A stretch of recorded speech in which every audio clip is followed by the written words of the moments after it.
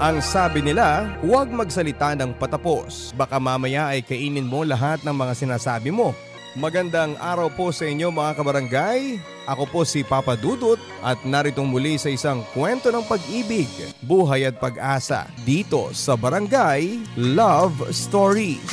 Tawagin niyo po ako sa pangalang Teresa, Tubong, Cagayan. Pero kasalukuyan po kaming naninirahan sa probinsya ng Tuguegarao. Domestic helper sa Singapore ang aking ina, habang si Papa naman ay isang magsasaka. Namana niya ang sakahan sa kanyang mga magulang. Hindi nakapagtapos ng pag-aaral si Papa. Pero kahit papaano naman ay malaki-laki rin ang kinikita niya tuwing anihan. Naibibigay pa rin ni Papa ang aking pangangailangan sa eskwelahan. Bibihira kasi noong makapagpadala si Mama ng pera. BS Nursing ang natapos ko, Papa Dudut. Mahirap, magastos, pero kinaya naman. Si Papa ang lagi nagpapalakas ng loob ko kapag nahihirapan ako. Sa totoo lang ay may tampo ako kay Mama sapagkat hindi man lang umuwi noong graduation ko. Ang dahilan niya ay hindi daw siya pinayagan ng kanyang amo. Anak, huwag ka na masyado sa pagre-review. Sigurado namang papasa ka eh. Biro sa akin ni Papa nang mapansin niyang busy ako sa pagbabasa ng libro. Palibhasa kasi ay malapit na ang examination week namin noon. Kinakabahan nga po ako pa eh. Lalo na't malalayo ako sa inyo para sa in-house review. Sagot ko naman. Huwag ka nang kabahan. Kayang-kaya mo yan anak. Basta kapag naipasa mo yan, ako na ang pinakamasayang tatay sa mundo. Naman pa, para po sa inyo to eh. Nakangiting sagot ko naman bago ko niyakap ng mahigpit si Papa. Napakabait ni Papa, Papa Dudut. Napaka-sweet pa. Kaya naman pagkatapos ng review ay miss na miss ko siya. Hanggang sa exam ay hindi niya ako iniwan. Hinintay niya ako sa gate ng school hanggang sa matapos. Kinakabahan ako pa. Ang hirap po kasi ng exam eh. Sa lubong ko. Tiwala lang. Ikaw pa anak, siguradong pasado ka na. Ang hiling ko lang sana, makauwi si Mama mo para sa oath-taking mo. Kahit magkalayo sina Mama at Papa, Papa Dudut ay damang-dama ko naman ang pagmamahal nila sa isa't isa. Lalong-lalo na si Papa. Madalas ko pa nga siyang makitang kinakausap ang wallpaper niya sa kanyang cellphone, ang picture ni Mama. Pero biglang nag-iba ang ihip ng hangin sa relasyon ng aking mga magulang. Yun ay mula nang magpalit si Mama ng amo. Doon na siya naging bihirang sumagot sa mga tawag namin ni Papa. At kapag nagpapahiwatig si Papa ng pagtatampo ay si Mama pa ang mas madalas na nagagalit. Hanggang sa mauwi sa pagtatalo ang kanilang usapan. Kapag gano'n ay dinadaan na lang ni Papa sa paglalasing ang kanyang sama ng loob. Minsan na nga lang tayo makapag-usap eh, nagmamadali ka pa. Dinig kong sentimiento ni Papa habang kausap si Mama sa cellphone. Intindihin mo naman sana Bernard. Istrikto nga itong amo kong lalaki eh. Alam mo namang bagong amo ko ito, kaya kailangan kong magpakitang gilas. O siya, sige na. Andito na siya, sige bye. Nagmamadaling paalam naman ni Mama kay Papa, saka nito binaba ang telepono. Naka-loudspeaker kasi noon ang cellphone ni Papa kaya naman dinig na dinig ko ang kanilang usapan. Ilang ulit kong naririnig ang hindi maayos na pag-uusap nila sa telepono. Kaya naman maging ako ay nag-iiba na rin ang pagtingin kay Mama at sumasama ang loob sa kanya. Oo Papa Dudut, naging malamig ang relasyon ng mga magulang ko simula nang magbago ng amo si Mama. At naging simula na rin yon ang pagbabago ng buhay namin. Doon na nagsimulang magkaroon ng bisyo si Papa. Ang magpakalunod at magpakalasing sa alak. Isang araw pauwi na ako mula sa eskwelahan nang makasalubong ko si Mang Louie sakay ng kanyang tricycle. Halika na Tere, sundan natin ang Papa mo sa ospital. Si Papa nasa ospital? Bakit po? Nag-aalalang tanong ko. Bigla na lang siyang natumba kanina. Inatake ata eh. Ayun, itinakbo nila sa ospital. Sa ICU ko na naabutan ang aking ama Papa Dudut. Maraming nakakabit na kung ano-anong mga aparato sa kanya. Awang-awa ako noon sa kanyang itsura. Ako po yung anak ng pasyente. Ano po bang lagay niya, Doc? Tanong ko nung lumabas ng doktor. Under observation pa siya, iha. Susubukan namin ang lahat para maibalik siya sa normal. Paralyze ang right part ng kanyang katawan and as you can see, wala pa rin siyang malay. Hindi ko alam ang gagawin ko noon, Papa Dudut. Ni hindi ko alam kung saan ako kukuha ng gagastusin sa gamutan ni Papa. Naubos na ang ipon niya sa review ko.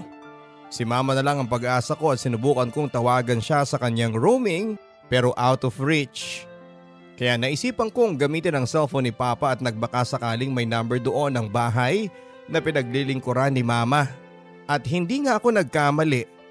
Makalipas ang isang ring ay may sumagot sa kabilang linya. Hello? Who's this? Tinig ng isang mama na tonong Chinese. Naisipan ko na baka amo niya kaya nagbigay galang ako. Hello sir, this is Teresa. May I speak with Leticia please? Magalang na sabi ko. Leticia, she's busy in the school to fetch our son. Our son? Naguluhan ako sa naisagot ng mama sa kabilang linya. Yes, I'm his husband. Who's this? Mataas ang boses na tanong niya na hindi ko na nagawang sagutin pa. Kaya pala gano'n na lamang kaming baliwalain ni Mama. Dahil matagal na niya kaming niloloko. May iba na pala siyang lalaki sa Singapore na hindi namin namamalayan. Nang mga oras na yon ay awa ang naramdaman ko para sa aking ama. Buong buhay ni Papa ay si Mama lang ang minahal niya. Tapos ay yun lang pala ang gagawin sa kanya ng aking ina. Desperado na akong makahanap ng pera kaya naman nilakasan ko na lamang ang loob ko. Lumapit ako sa lolo't lola ko sa mother side. Pero imbis na tulong ay sermon pa ang aking napala. Hindi ko na nga alam kung paano ko may tatawid ang gamutan ko tapos magpapahiram pa ako sa inyo? Sarkastikong sagot sa akin ng lola ko. Mabuti na lamang Papa Dudut at may mga malalapit kaming kamag-anak na nag-abot sa amin ng tulong tulad ni Tia Minerva, kapatid ni Papa. Sa gitna ng pag-aalala ko kay Papa ay ang pagdating ng isang magandang balita. Isang linggo na noon sa ospital si Papa nang ma-release ang board exam result ko at totoo nga ang ama ko Papa Dudut. Kayang-kaya ko. Isa ako sa mga mapalad na nakapasa noon sa board exam. Sobrang saya ko noon, nagmamadali akong pumunta sa ospital para ibalita yon kay Papa. At kahit na unconscious ay nagbabaka sakali ako marinig niya ang mga napakagandang balitang sasabihin ko sa kanya. Ngiti-ngiti pa ako noong malapit na ako sa ICU. Pero naglaho ang lahat ng iyon nang sa pinto'y makasalubong ko ang dalawang staff ng ospital. Pinagtutulungang ilabas ang isang taong natakpan ng puting kumot. Dali-dali kong tinungo ang hospital bed ni Papa. Ganon na lamang ang kabog ng dibdib ko nang makita kong wala na siya sa kanyang kinakahigaan. Wala na ang papa mo anak. Umiiyak na balita sa akin ni Tia Minerva. Hindi pwede Chang, hindi pwede. Ipapakita ko pa sa kanya to. Kaya hindi siya pwedeng mawala. Dali-dali kong pinipigilan ng mga lalaki sa pagtulak ng stretcher kung saan ay nakalagay ang katawan ni Papa. Awang-awa ko sa kanyang sinapit Papa Dudut. Hindi ko na napigilan ang sarili kong humagulhol noon sa sobrang sakit ng pagkawala niya. Papa, bakit hindi ka lumaban? May ibabalita pa naman ako sa iyo eh. Pa, nakapasa po ako. Nurse na ang anak mo pa. Huwag mo naman akong iwanan. Hagulhol ko habang hawak ko ang malamig niyang kamay. Sobrang bilis ng mga pangyayari Papa Dudut ni hindi ko na malayan ang sarili kong nakaupo na sa tabi ng kabaong ng aking ama. Parang kailan lang nang magkasama pa kaming binubuo ang mga pangarap namin sa buhay. Kapag nakapasa ka anak, ako na ang pinakamasayang ama sa mundo. Muli kong narinig ang kanyang tinig sa aking isipan. Hindi ko man lang naibalita sa kanyang nakapasa ako sa nursing board exam. Mabuti na lamang at hindi ako pinabayaan ng kapatid ni Papa. Pinagtulong-tulungan nila ang lahat ng gastusin mula sa ospital hanggang sa burol ni Papa. Kasalukuyan kong kinakausap ang ilan sa mga bisita nang may humintong tricycle sa tapat ng aming bahay. Isang babaeng nakasuot ng bestidang itim ang bumaba. Nakabalot ng itim na tela ang kanyang ulo.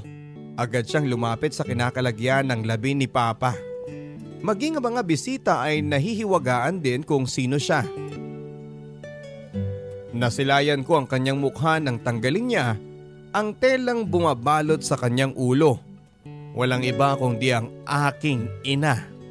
Ang dahilan ng pagkabigo ni Papa. Agad ko siyang nilapitan habang umiiyak siya noon habang haplos-haplos ang kabaong ni Papa. Bakit ka naman umiiyak? Di ba nga dapat masaya ka na kasi wala na si Papa? Sarkastikong tanong ko. Anak, akmang lalapitan niya ako. Hanggang diyan ka na lang. Huwag na huwag kang makakalapit-lapit sa akin ha. Pagpipigil ko sa kanya, nakatingin sa amin ang lahat ng mga nasa lamay. Hindi ko na kasi napigilang magtaas ng boses sa sobrang galit ko. Nandidiri ako sa iyo. Habang naghihirap kaming mag-ama dito. Nasaan ka? Andun ka sa pangalawa mong pamilya. Kinakasuklaman kita. Wala kang kwentang ina. Ano bang sinasabi mo anak? Pagtatanggi niya. Bakit? Hindi ba nabanggit sa'yo ng asawa mo na tumawag ako?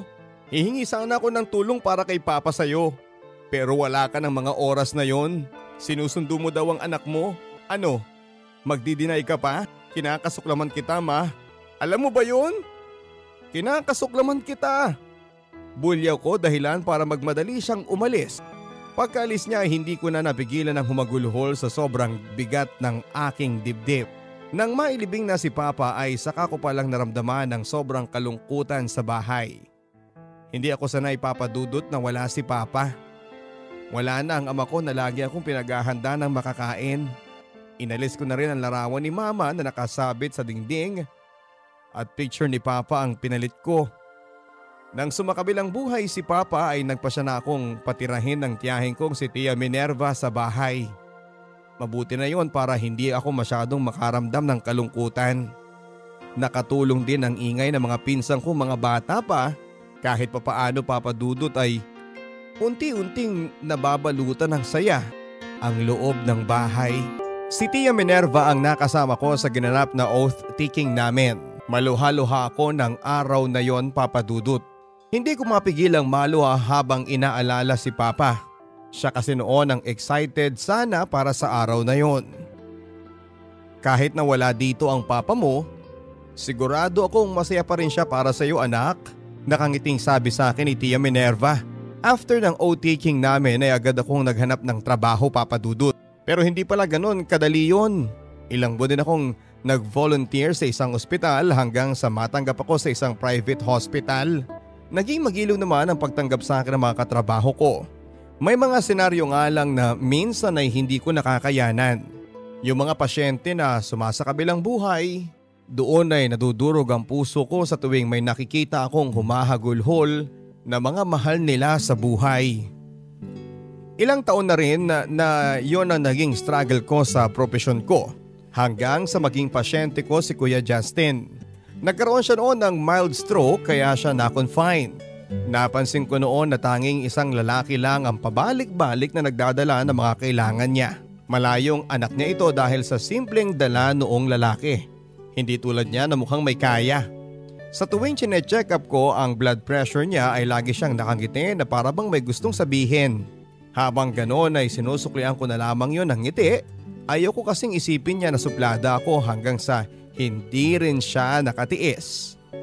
Alam mo, noong kabataan ko pa madalas kong ibiro sa kasintahan ko na sana nurse na lang siya para maasikaso naman niya akong alagaan. Kaso kahit nung ikasal kami wala pa rin nagbago sa kanya. Bakit po? Ano po bang propesyon ng asawa ninyo? Tanong ko. Accountant. Kaya yun, wala na siyang ibang inintindi kundi negosyo. Ni hindi niya nga ako magawang dalawin dito Puro utos na lang sa katiwala. Ang lungkot pa naman dito. Sa sinabi niyang yon ay naalala ko si Papa. Kaya mula noon ay dinalasan ko na lang ang pagdalaw sa kanya.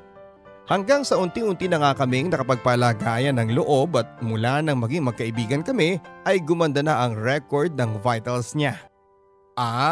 Dapat pala hindi ko sinusunod yung mga bilin mo. Biglang sabi niya matapos ko siyang paalalahanan sa pag-inom ng gamot. Bakit naman? Ayaw mo nun mas mapapabilis ang paggaling mo. Yun na nga Kasi kapag gumaling na ako, makakalabas na ako dito. At kapag nakalabas na ako dito, hindi ko na makikita yung maamo mong mukha. Napangiti na lamang ako, Papa Dudut. Nang akmang aalis na ako ay bigla niyang hinawakan ang kamay ko. Seryoso ako, Tess. I like you. Alam mo, nasisiraan ka na talaga. Kung ano-ano na kasi ang mga sinasabi mo Pigil ang asar ko. Walang mali sa mga sinasabi ko, Tess. Meron ho. May asawa na po kayo kaya tumigil-tigil kayo dahil baka tuluyang mawala na ang respeto ko sa inyo. Pambabara ko sa kanya sabay hila ng kamay ko na hawak niya. Magaan ang pakiramdam ko kay Kuya Justin, Papa Dudut. Pero maliwanag sa akin ang katotohanan ng may asawa na siya. Sapat na dahilan yon para iwasan ko siya kaya nang finally ay ma-discharge siya ay laking kaluwagan sa loob ko.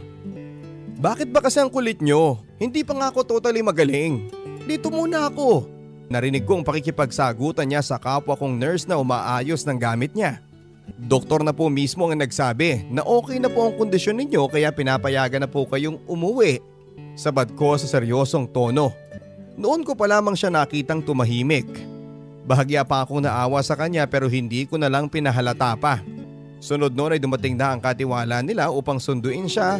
At narinig ko pang tinanong niya ang misis niya pero busy ang sagot ng katiwala. Nakaramdam tuloy ako ng kirot sa dibdib. Isang linggo makalipas ang araw ng pagkakadischarge ni Justin ay bumalik na sa dating takbo ang buhay ko. Saka ko naman nakilala si Luis, anak ng bago naming pasyente.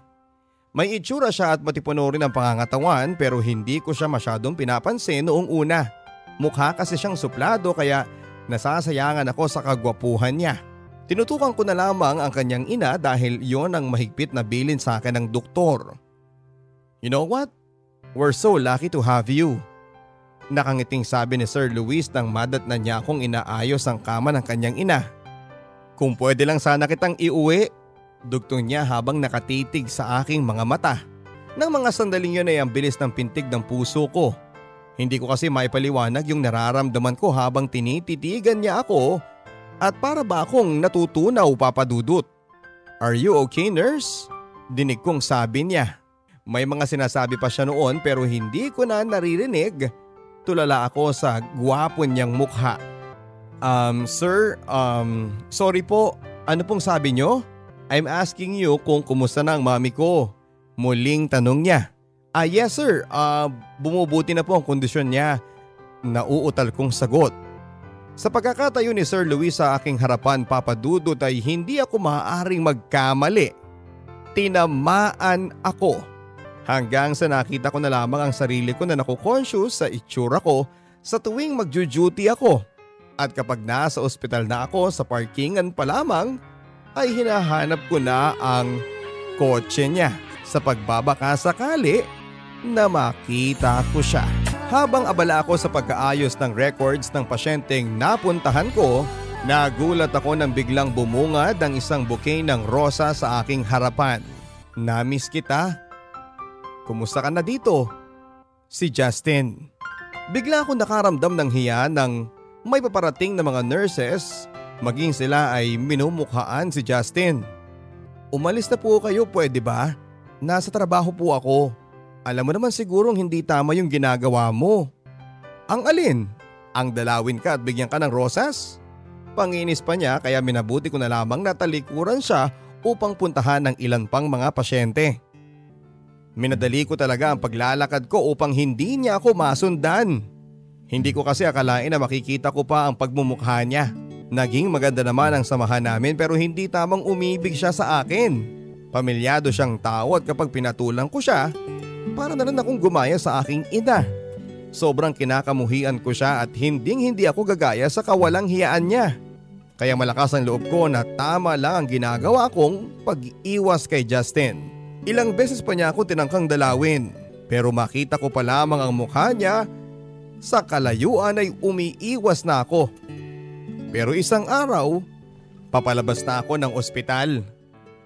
Sabi ko na nga ba, dito lang kita matsatsambahan. Tinig na hindi ko pa man din nililingon ay alam ko na kung sino. Walang iba kundi si Justin. At mangiiwas na naman sana ako nang bigla niya akong harangin. Please Tere, kausapin mo naman ako.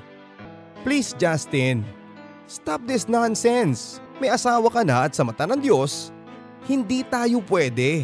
Kaya kung pwede lang, tantanan mo na ako. Pagmamakaawa ko. Magpapatuloy na sana ako sa paglalakad, papadudot nang bigla niyang hinila ang braso ko. Pareho kaming nagulat nang huminto ang isang kotse sa aming harapan. Hey, would you mind to stay away from her? Bulyaw ni Sir Luis kay Justin. Nang mapansin niya ang pagtataka sa mukha ni Justin ay dali-dali siyang bumaba sa kotse at muling nagsalita. Ang sabi ko, layuan mo siya. Matapang na sabi niya. Bakit? Sino ka ba? Bakit nakikialam ka dito? Sino ako? Saglit siyang natigilan sa tanong ni Justin. Saka siya maangas na ngumiti. Ako lang naman ang fiancé niyang babaeng hinaharas mo. Sagot niya dahilan para lumuwag ang pagkakahawak ni Justin sa braso ko. Kaya kapag hindi mo siya binitawan, mapipilitan akong saktan ka. Dugtong niya. Mukhang napaniwala niya si Justin kaya agad niya akong binitawan. Sorry Tere, hindi ko alam. Tama na yan. Tantanan mo na lang yung future wife ko, okay? Just go. Pagbabara at pagtataboy ni Sir Luis kay Justin, sabay akbay sa akin. Nang makaalis na si Justin ay sa kanya unti-unting tinanggal ang pagkakaakbay sa akin. Para ako nanlambot noon papadudot. Hindi ko maipaliwanag ang nararamdaman kong kaba ng mga sandaling yon. Amoy na amoy ko noon ang pabango niya na parang nanduduyan sa akin. Hindi ko rin mapigilang mapalunok habang pinagmamasdan ng labi niya. Kanina pa kitang tinatanong, "Are you okay now?" Aniya. Sorry, medyo intense kasi kanina eh. Yes, medyo okay na. Sagot ko. Simula noon papadudot ay hindi na naalis sa isipan ko si Sir Luis. Hindi ko talaga akalain na magagawa niya akong ipagtanggol kay Justin. Isa pa ay nagpapakilig sa akin na yung tawagin niya akong future wife niya.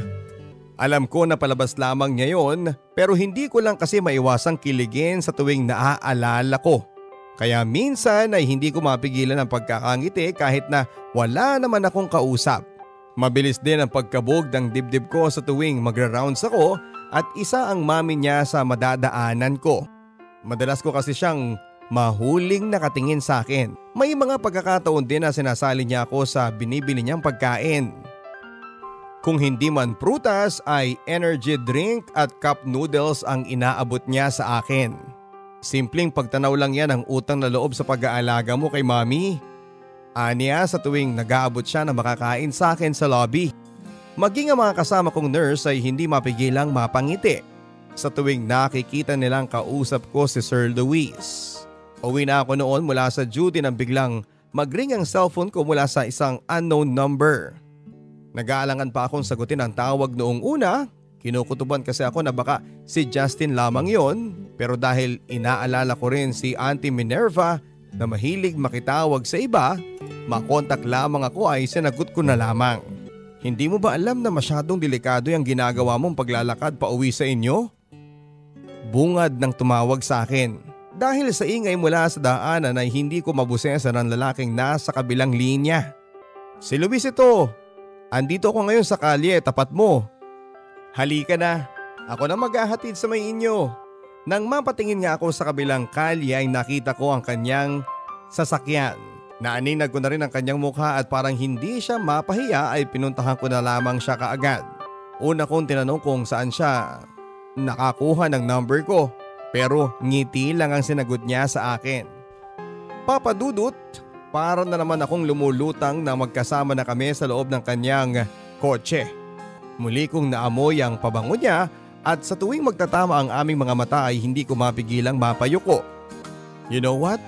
Maganda ka sana kaso nagulat ako sa mga sinabi niya kaya natigilan ako papadudot. Kaso mukhang ilab ka sa mga tao. Lalo na sa akin. Dugtong niya saka ako tinitigan ng matagal. Dito na po ako sir.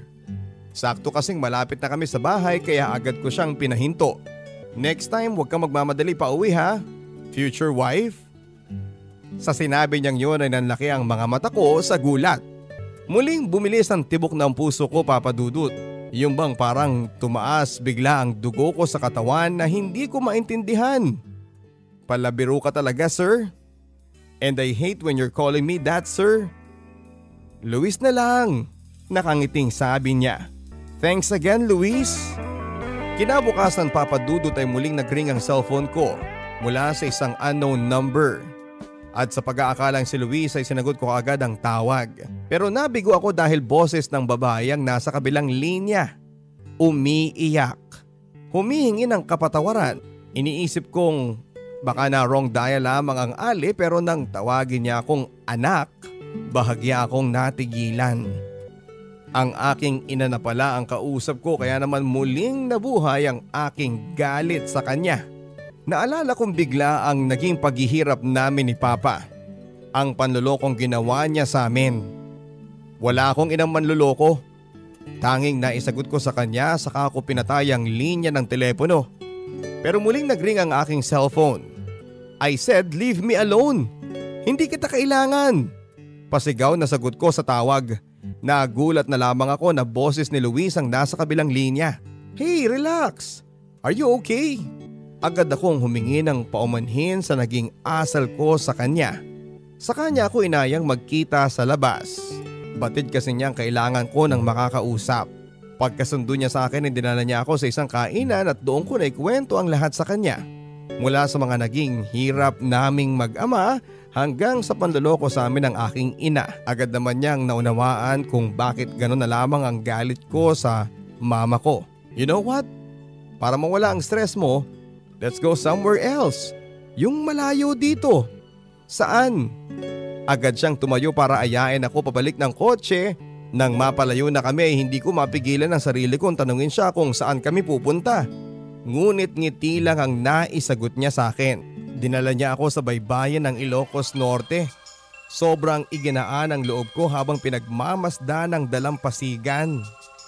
Agad na napalitan ng excitement ang pagtataka ko. First time ko kasing mapadpad sa Ilocos Norte at noon ko lang na-realize na ang ganda pala ng tanawin nito. Lalo na noong maramdaman ko na mismo ang hampas ng alon sa aking mga paa. Bakit tayo nandito? Masyadong malayo. Niwala akong baong gamit eh. Isa pa papaano ang mami mo? Si mami? No worries. Naibiling ko na siya sa mga cousins ko. At saka damit baka mo? Pwede naman tayong bumili anywhere here eh. Ano? Bibili? Bakit? Ilang araw ba ang plano mong pagstay dito? Tanong ko. Mga 2 hanggang 3 araw lang naman siguro.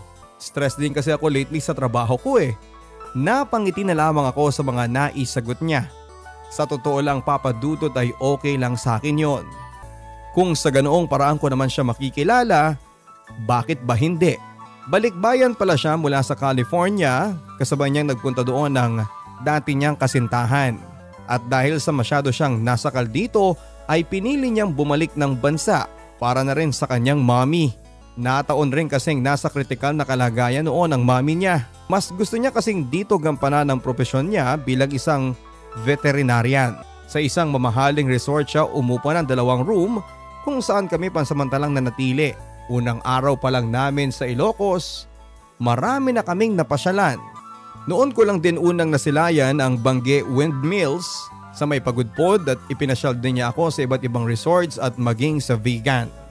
Pangalawang gabi namin sa Ilocos nang ayain niya ako sa isang bar. Nagdalawang isip pa ako noong unang tanggapin ang paanyaya niya pero nang magpumilit sila ay pinaunlakan ko na lamang. Kasalukuyan naming pinapanood noon ang isang bandang tumutugtog sa loob ng bar nang mapansin kong mukhang nakakarami na ng inom si Luis. Panay na kasi ang ngisi niya sa akin na para bang ewan.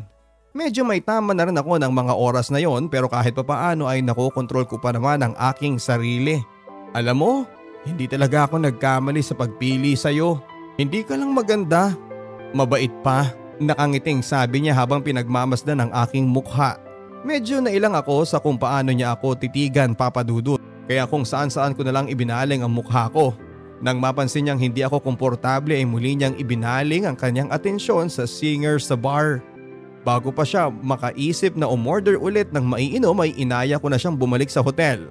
Medyo nahihilo na kasi ako eh. Okay lang ba kung balik na lang tayo sa hotel? Pagdadahilan ko na lang para pumayag siya. Kahit nakainom ay gentleman pa rin siya, Papa Dudut.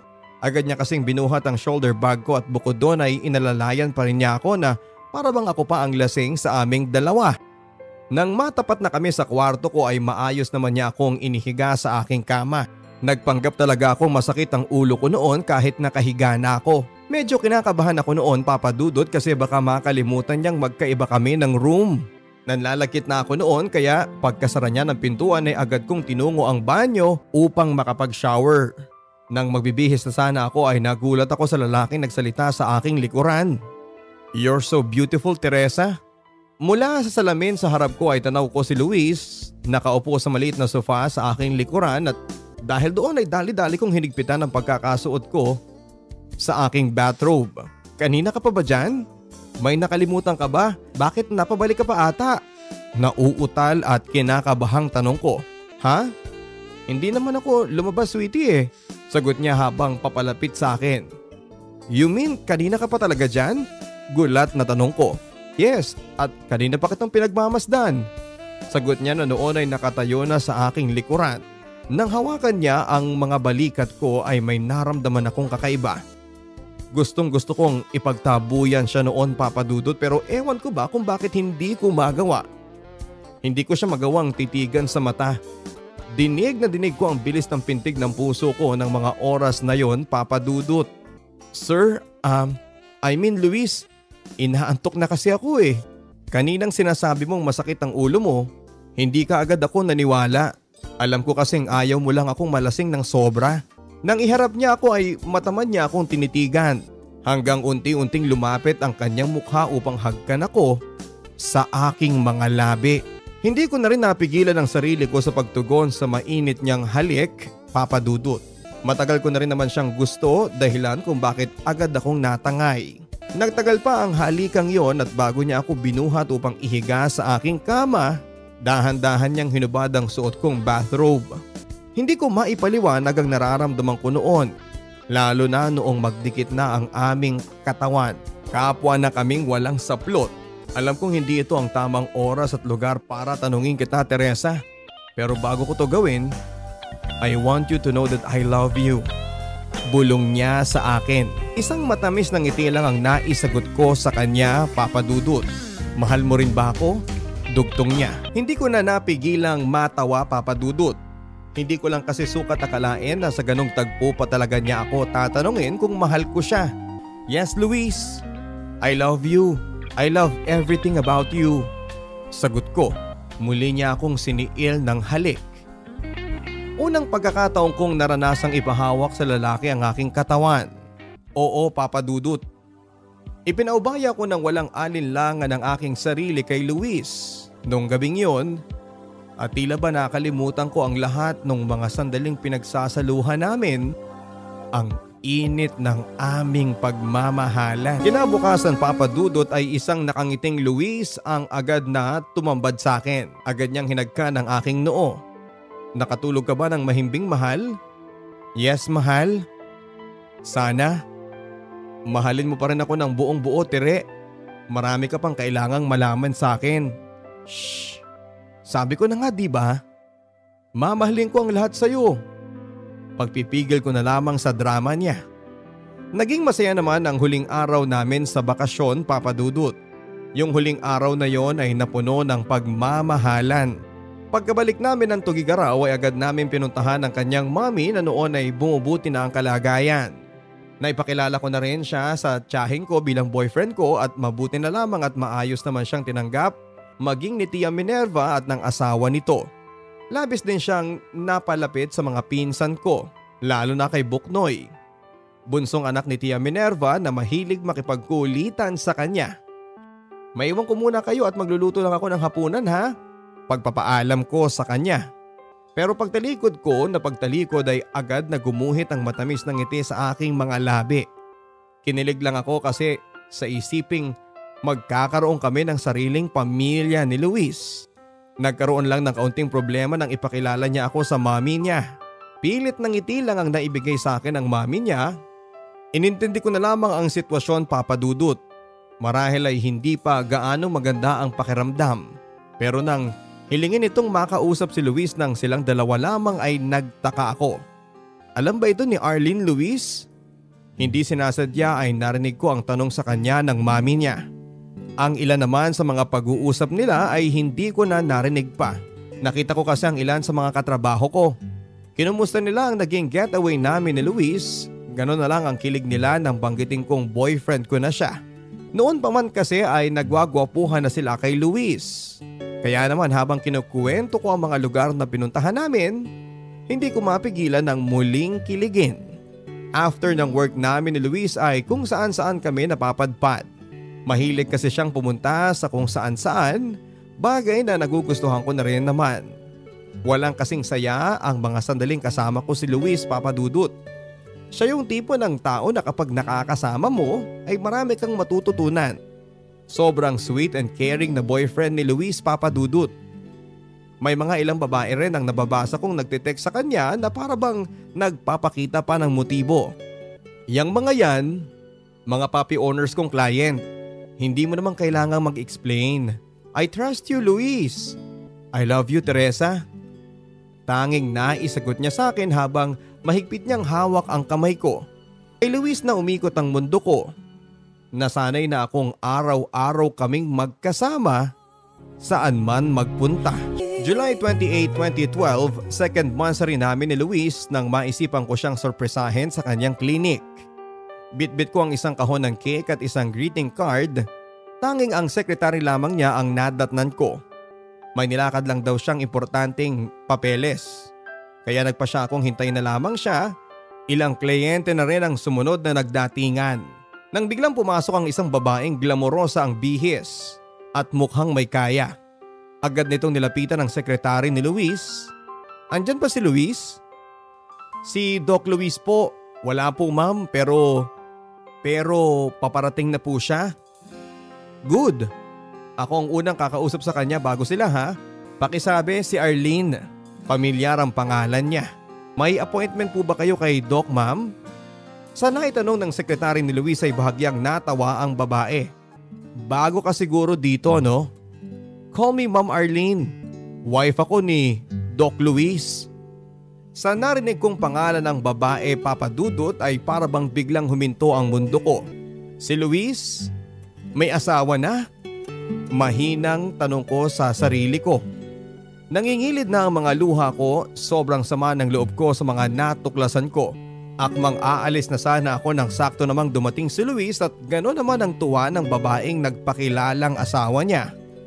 Hindi ko naiwasang titigan ng matalim si Luis nang mapatingin siya sa akin. Sa galit ko ay dali-dali akong lumabas ng klinika. Hindi ko na napigilan ang pagtulo ng luha ko nang finally ay makalabas na ako. Bakit niya nagawa sa akin yon? Bakit hindi niya sinabi sa akin nung una pa lamang? Alam ko Papa Dudut na gusto akong sundan ni Luis kaya agad akong sumakay ng tricycle na huminto sa aking harapan.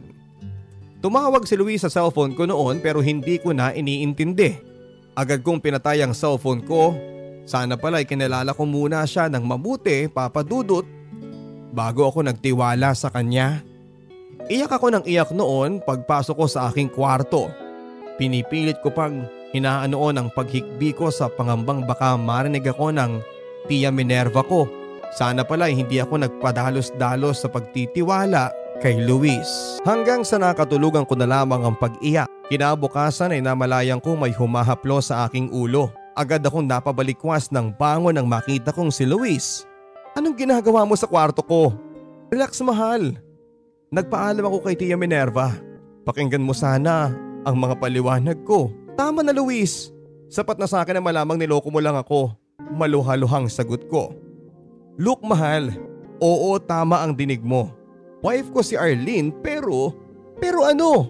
Pwede ba wala akong panahon sa mga kasinungalingan mo? Umalis ka na. pagtataboy ko sa kanya at agad akong tumayo sa kama ko pero agad niya akong pinigilan sa pamamagitan ng pagyakap ng napakahigpit. Pinakasalan ko lang siya mahal dahil yun ang gusto ng mami, okay? Ginawa ko yun para kay mami, hindi dahil sa mahal ko siya. Napahinto ako sa mga sinabi ni Luis. Critical no ang buhay ni mami.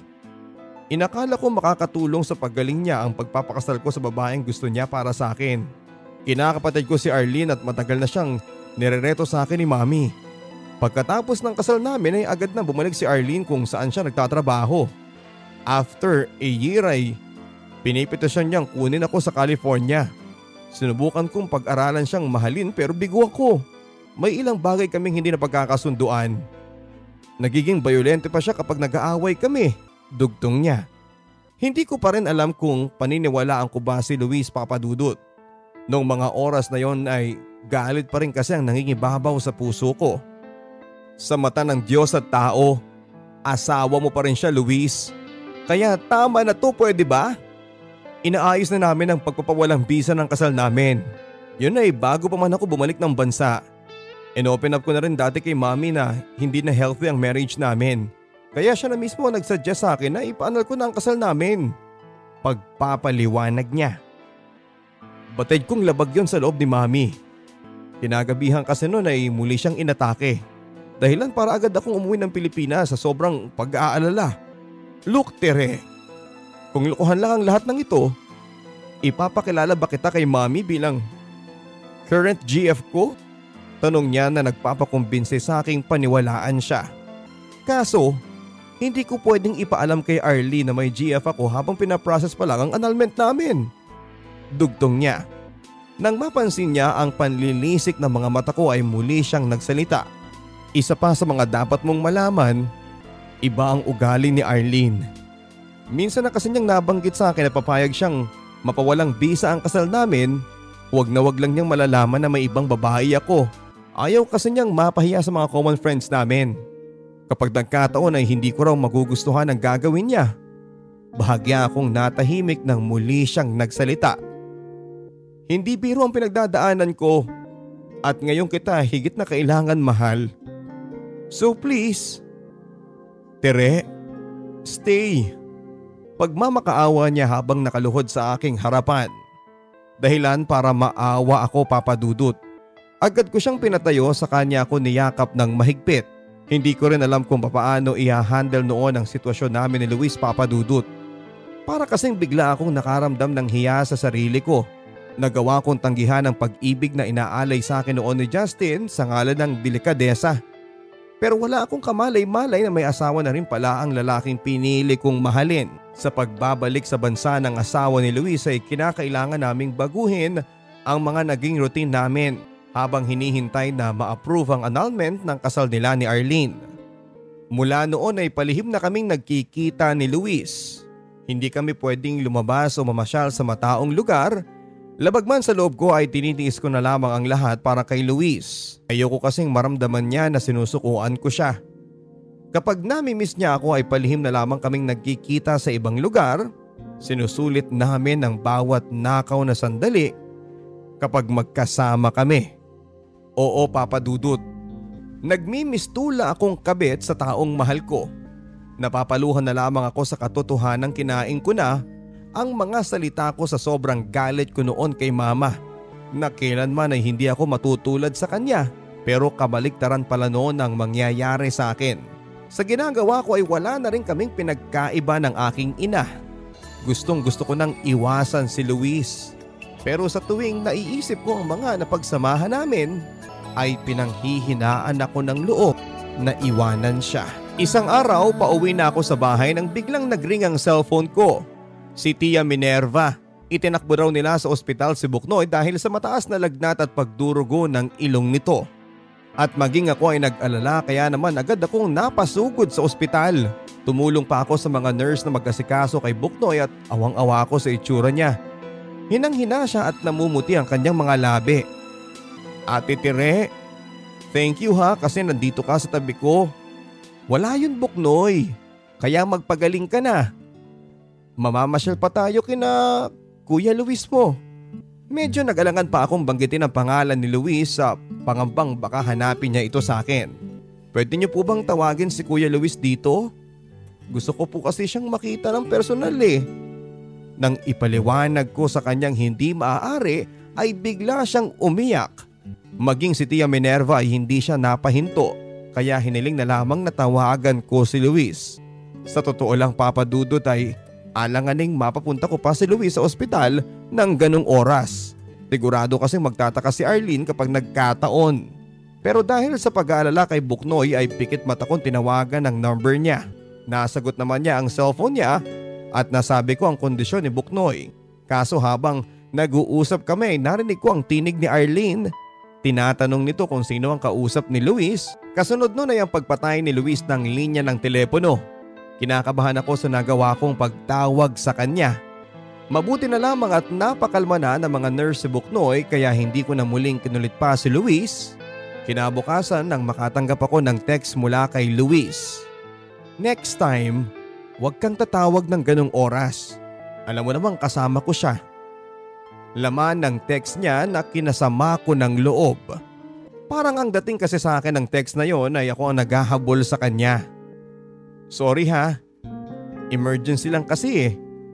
Ginawa ko yun para kay Buknoy. Last na text ko na sa'yo to.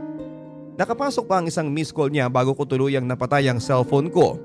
Nainis ako sa aking sarili Papa Dudut. Kung bakit kasi pumayag ka, ang tanga-tanga mo talaga Tire. Ang hirap lang na kailangan ko pang mamalimos ng oras niya. Hindi ko naman siya magawang iwanan hindi dahil sa awa, kundi dahil hindi ko na rin kakayanin. Kapag nagkataon, naglalakad ako papunta ng ospital para mag-duty nang namalayang kong may sumusunod sa aking sasakyan.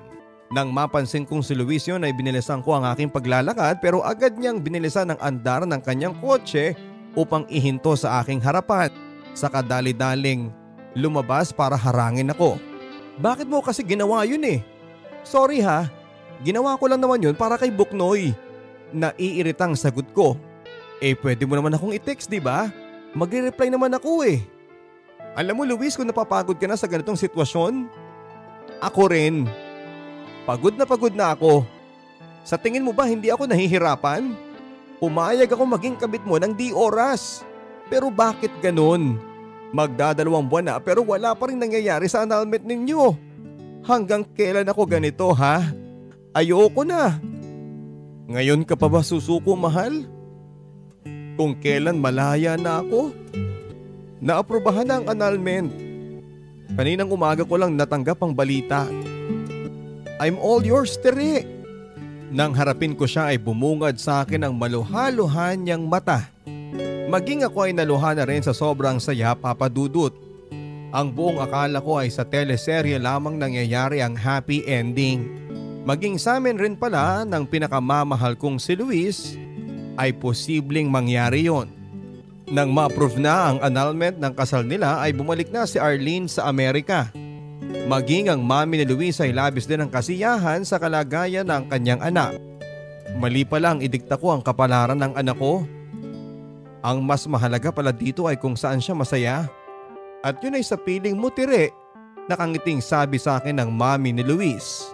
Maswerte pa rin ako kasi sa kabila ng ginawa kong pakikialam sa buhay niya, nagawa pa rin akong patawarin ng anak ko. Dugtong nito sabay hawak sa mga palad ko. Sa init ng kamay ng pagkakahawak niya sa akin Papa Dudut ay parang saglit kong naramdaman si nanay. Yung pakiramdam na parang may sumanib sa pagkakataong yon. Para sabihin sa aking panahon na para patawarin ko si nanay.